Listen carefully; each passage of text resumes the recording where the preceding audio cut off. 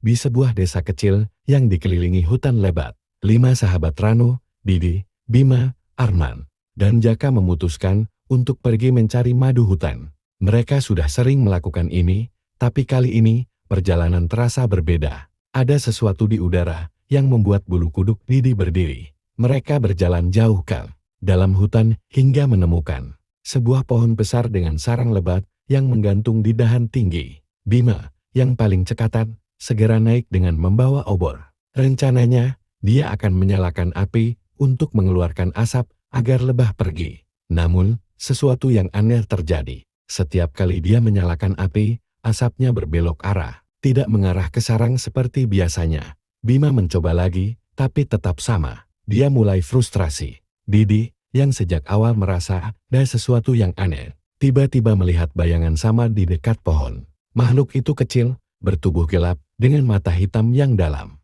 Dan yang lebih mengerikan, makhluk itu sedang menarik batang pohon, seolah ingin menjatuhkan sarang lebah. Dengan suara gemetar, Didi berteriak, "Kami hanya ingin mengambil madu. Kami tidak berniat mengganggumu."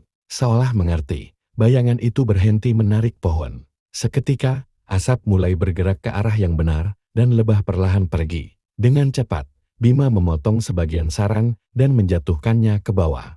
Mereka berhasil mengumpulkan setengah madu sebelum memutuskan untuk pergi. Namun, saat mereka hendak kembali ke desa, tiba-tiba Rano merasakan tubuhnya lemas. Keringat dingin mengalir di dahinya, dan sebelum sempat mengatakan sesuatu, dia jatuh pingsan. Wajahnya pucat seperti tidak ada darah yang mengalir. Bima dan Jaka langsung berlari ke desa untuk meminta bantuan. Tak lama, beberapa warga datang membawa tandu. Mereka mengangkat Rano dan mulai membawanya pulang.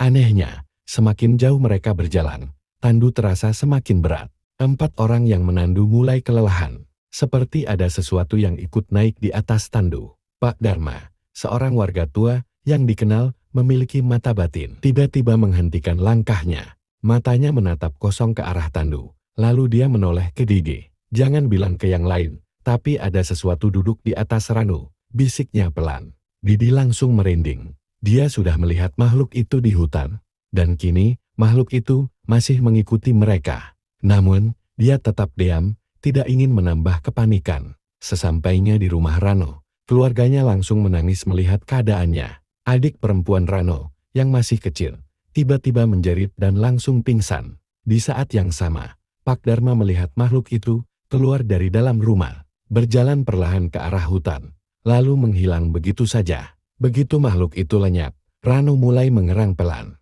Wajahnya kembali berangsur normal, dan tubuhnya tak lagi pucat. Didi menatap Pak Dharma, yang hanya mengangguk pelan. Sejak kejadian itu, warga desa menjadi lebih berhati-hati saat mengambil sesuatu dari hutan.